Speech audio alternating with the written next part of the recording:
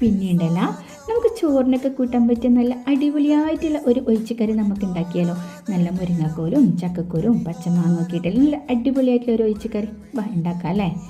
അതിനായിട്ട് ഇതാ പച്ചമാങ്ങ നീളത്തിൽ അരിഞ്ഞിട്ടുണ്ട്, അതേപോലെ തന്നെ ചക്കക്കുരു നീളത്തിൽ അരിഞ്ഞിട്ടുണ്ട്, മുരിങ്ങക്കായ നീളത്തിൽ അരിഞ്ഞിട്ടുണ്ട്, ഉള്ളിയും പച്ചമുളകും ഒക്കെ അരിഞ്ഞ് വെച്ചിട്ടുണ്ട്. ഇതൊക്കെ നമുക്കൊരു ചട്ടിയിലേക്ക് അങ്ങ് ഇട്ട് കൊടുക്കാം.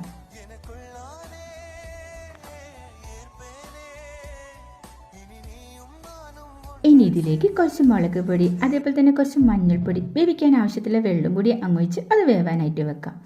ഈ ഒരു സമയത്തേക്ക് നമുക്ക് ഇതിനെ അരപ്പുണ്ടാക്കണം. അതിലേക്ക് തേങ്ങ എടുക്കാം, അതിലേക്ക് 2-3 അല്ലി വെളുത്തുള്ളി, ഇച്ചിരി ചെറിയ ജീരകം, ഇച്ചിരി മഞ്ഞൾപ്പൊടിയും കൂടി വെള്ളം കൂടി ഒഴിച്ച് പേസ്റ്റ് പോലെ അങ്ങ് അരച്ചെടുക്കാം.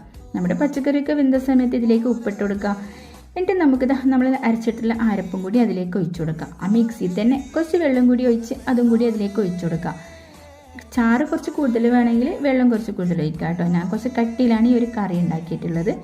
ഇത് ഒന്ന് തിളയ്ക്കുന്ന സമയത്ത് നമുക്കിത് താളിക്കണം. അതിനായിട്ട് വെളിച്ചെണ്ണയിലേക്ക് കടുക് ഇട്ട് കൊടുക്കുക, അതേപോലെ തന്നെ ഉലുവ ഇട്ട് കൊടുക്കുക, വറ്റൽമുളക് ഇട്ട് കൊടുക്കുക, കരിവേപ്പില ഇട്ട് കൊടുക്കുക. ഇതൊക്കെ കൂടി നമുക്ക് താളിച്ചിട്ട് നമ്മുടെ ഈ ഒരു കറിയിലേക്ക് അങ്ങ് ഒഴിച്ചു കൊടുക്കാം. എന്നിട്ട് ഇത് എല്ലാം കൂടി ഒന്ന് നന്നായിട്ടൊന്ന് ഇളക്കി കൊടുക്കുക കേട്ടോ. അങ്ങനെ നല്ല അടിപൊളിയായിട്ടുള്ള നമ്മുടെ ഈ ഒരു മുരിങ്ങക്കായും അതേപോലെ തന്നെ ചക്കക്കുരു വെച്ചിട്ടുള്ള കറി റെഡി ആയിട്ടുണ്ട്. നല്ല ചൂട് ചോറിൻ്റെ കൂടെ ഈ ഒരു കറി മതി കേട്ടോ. കൂടെ ഒരു മുട്ട പൊരിച്ചും സംഭവം പൊള്ളിയായിരിക്കും.